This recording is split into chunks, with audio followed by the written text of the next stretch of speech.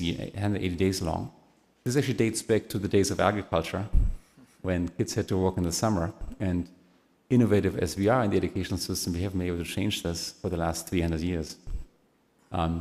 You might have a way to use the summers as a way to provide education to students, which many parents actually really care about because it enhances their placement in college.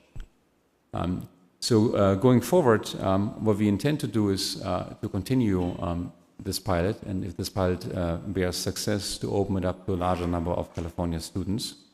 It's important for us that students pay. I don't want to create an illusion that education should be free. We've seen in journalism where this led to. I don't want the same to happen for higher education. I want these payments to be related to the services provided. If we have savings from online education, I feel strongly that these savings should be passed on a decent part to the students, which is what we're doing in this pilot, with a price point that I think is lower in some cases than any other college in the United States. And I want the focus to retain on high quality, and want us to be able to do experiments, and when they fail, to honestly admit that they fail when they fail. In our work with Cal State, it's been important to us to have the faculty member front and center. We believe in the academic integrity, so our approach is different from many other approaches.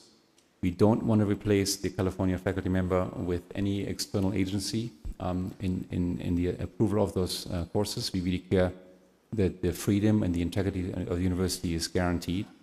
And while I can't speak for our partners, we have put together a very broad basis that does involve unions, and not just business people like myself, educators, student special interest organizations, various foundations, including the Gates Foundation and Emerson Collective, that unanimously have been supporting our pilot so far, and are looking forward to the outcome.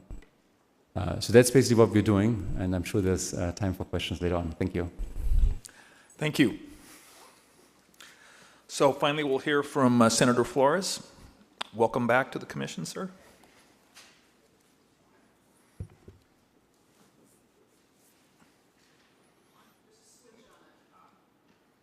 Still not on. Still working? There it is. Great. Thank you very much, commission members. As a recovering politician, you don't want me at that podium because you'll be here till noon. So I'll try to do this if I could from the seat.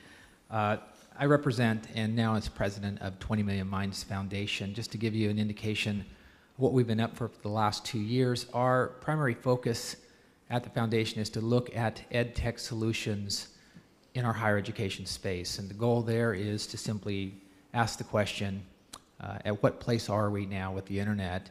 And can higher education, and should higher education be disrupted in a very serious way? And normally I start with a slide that shows a lightning bolt hitting a tree. And I always ask the question, what are you focused on? Today we're focused on online. It's the lightning bolt. It's the thing that's exciting, it's new, it's something that we're trying to figure out how it would change higher education. But for many years, I guess what we should have been focused on is the rotting tree. It's the thing that the lightning bolt is hitting. And the real question, I think, as your first panelist put forth, is really, what are we doing to recuperate higher education from a policy perspective?